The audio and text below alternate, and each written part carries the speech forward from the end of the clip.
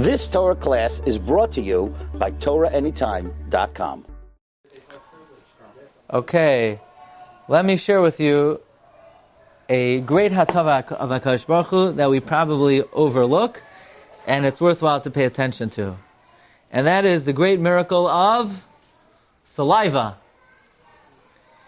How many salivary glands are there?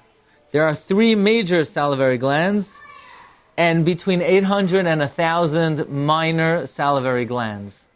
So you imagine, besides the 3 major salivary glands, there are somewhere between 800 and 1,000 minor ones located in the mouth. They produce between 0.75 and 1.5 liters of saliva a day.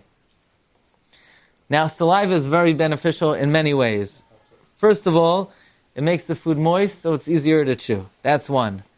Once the food is easier to chew, well-chewed food is easier to digest. Now, the chemical compound of saliva turns starches to sugar. So I remember Victor Miller would say people are not patient, so they gulp down, they eat bread and they just swallow it. The longer you chew bread, the sweeter it tastes in your mouth. One of the reasons he would say that Torah is compared to bread is the more you review it, the sweeter it becomes. I'll just give you a little example. People think, I don't understand, this Gemara is so hard. You know why it's so hard? Because you didn't learn it. That's why it's hard. Imagine you saw somebody like this. It's very hard Gemara.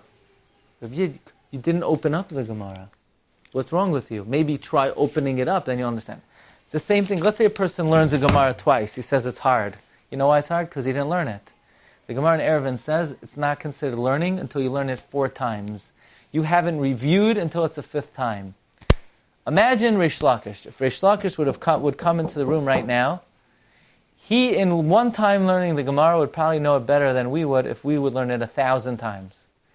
The Gemara says that before Reish Lakish would even go to hear Shiur from Rabbi Yochanan, he would review his learning 40 times because otherwise he wasn't prepared to hear anything on the subject. Reish Lakish, who could learn probably Shas in one day, would not. That's why Torah is compared to bread.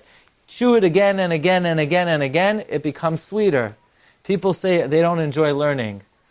You wouldn't enjoy food either. Imagine if you had delicious steak and you went like this.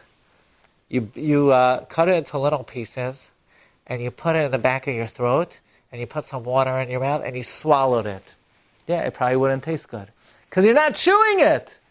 Learning is very geschmack. You just have to review it enough times. Anyway, also, the chemicals of saliva break down fats, and the longer you chew bread, the more you could taste the sweetness of the glucose, which is effectuated by the saliva.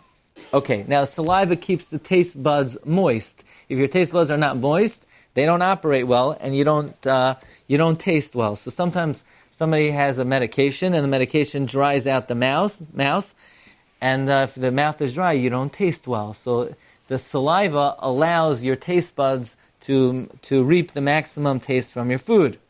It also kills bacteria in the mouth. There are a lot of bacteria in the mouth. Saliva kills it. And the obvious benefit of saliva is it helps you swallow. So think about it. It helps you chew. It helps you digest. It does digest on its own. It helps you taste. And it helps you swallow. And you produce a lot of it a day. And how much effort do you expend producing saliva? 0. How much do you have to think about it? You don't have to think about it. It happens on its own. It's not like you wake up in the morning and you crank, to get everything happens all by itself.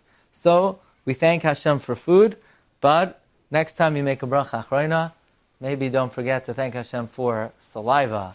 Have a great day! You've just experienced another Torah class brought to you by TorahAnytime.com.